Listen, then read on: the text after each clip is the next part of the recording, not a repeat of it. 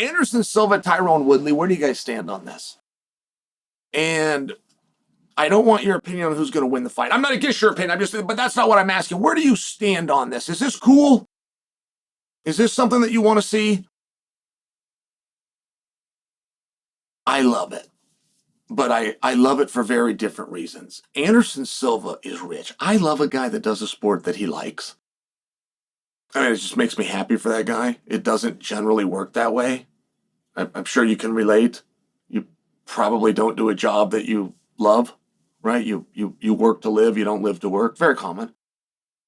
I like it when a guy finds something and he actually likes to do it. In fact, I get very annoyed in fighting where we got to dangle this big carrot in front of a guy. I don't want a guy to go out there and do a form of combat. If he doesn't want to do it, if he's just doing it for the money or something like this, I'd rather see a guy that actually enjoys it. Anderson Silva is very rich. Now, how do I know that? How do I know his finances? Well, I actually have a small hand in this. There was just the antitrust lawsuit. Are you up to speed on that? There was an antitrust lawsuit. It got settled and went through the courts for, it was probably a decade. It got settled and checks went out to fighters. It was basically 30% of whatever you made. That'd be a very good way for you to look at this. Whatever you made in your career, 30% of that was the check that you got. I was going to call it a bonus check. Perhaps is not the right word. The settlement check. So with that, there's some fine print. And one of the things of fine print was that the athlete who was entitled, who was included and who was part of the lawsuit that ultimately ended in a settlement, had to submit a request, a demand, and had to submit it by a certain time. If that time elapsed, whatever monies were not claimed would then go back into the pool and be distributed to the athletes who did make a claim. All right. So somewhere along the way, and I had incredible help with this, made friends with Eric the lawyer, Canada. I came out and teased him with Eric the lawyer. I was teasing him. Now, what a compliment, though, right? Pretty cool if you're a lawyer. Turns out my insult wasn't all that good, but Eric the lawyer is what I call him. Well, Eric the lawyer and I are now buddies. And he helped me very much along this way. And I had a number of guys that were coming to me for advice and what do we need to do and how do we do the forms and what are the rules. And so I was able to help them because I was able to go back to Eric. He would get me accurate information and saw this every step of the way. And he got nothing for this. He just really believed in this. Great guy. Great guy. But Eric had access to things that I would not have known how to access. By example, he had a list of the athletes who had not claimed their money.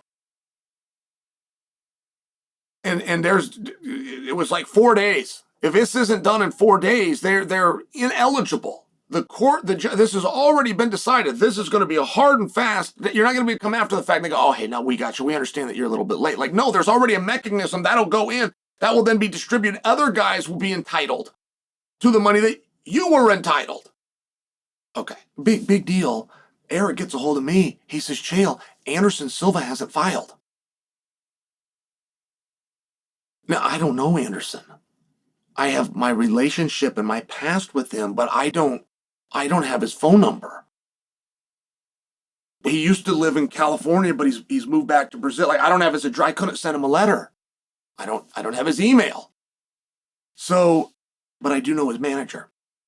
So I get a hold of Tacy. Now she's bilingual, but she's also in Brazil. She's in a different time zone.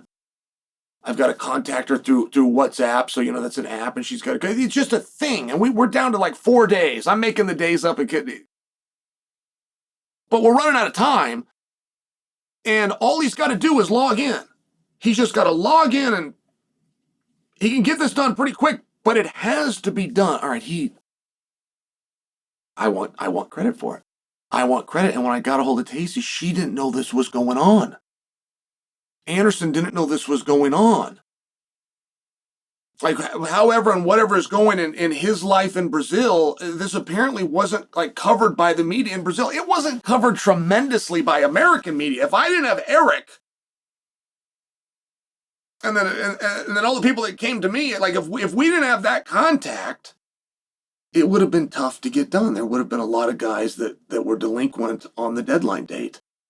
So at any rate, I'm a big hero. I get a hold of Anderson. Well, Anderson, I don't want to talk Anderson's money, but a lot of this stuff gets made public, and he's looking at a bonus check in that neighborhood of $10 million. Now, when is $10 million a lot of money? Always, right? Always. That's a real number. But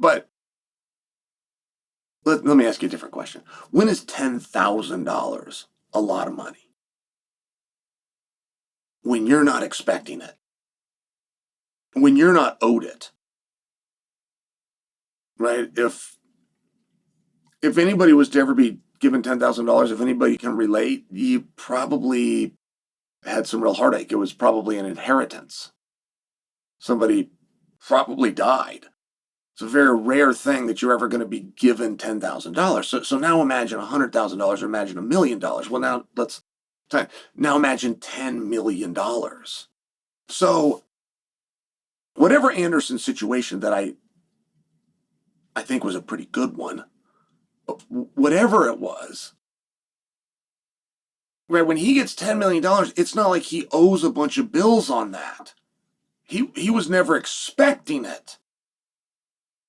I take the time to tell you that. I take the time to share Anderson's personal finances because he doesn't need to do the fight with Tyron Woodley.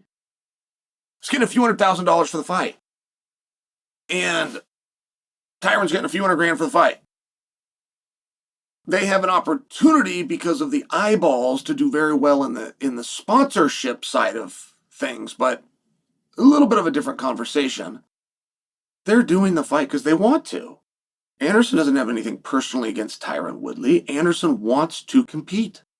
This was a chance to compete. In fact, it wasn't even supposed to be Tyron Woodley. It was supposed to be Chris Weidman, who, believe it or not, I don't think Anderson has anything against.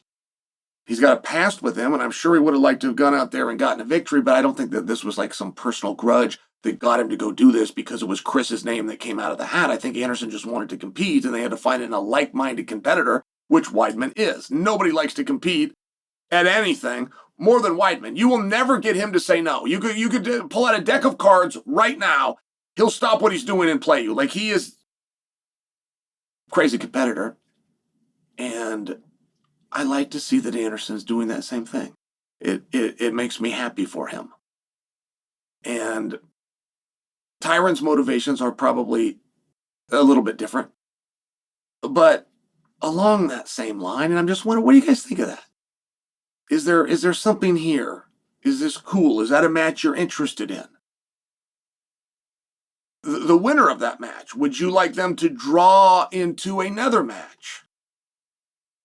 I'm just curious. What is your take? There's no wrong answer. You won't offend me. You want to say has-beens are too old, or you want to... I won't take it personal. I'm genuinely wondering. Tyron versus Anderson. What do you think?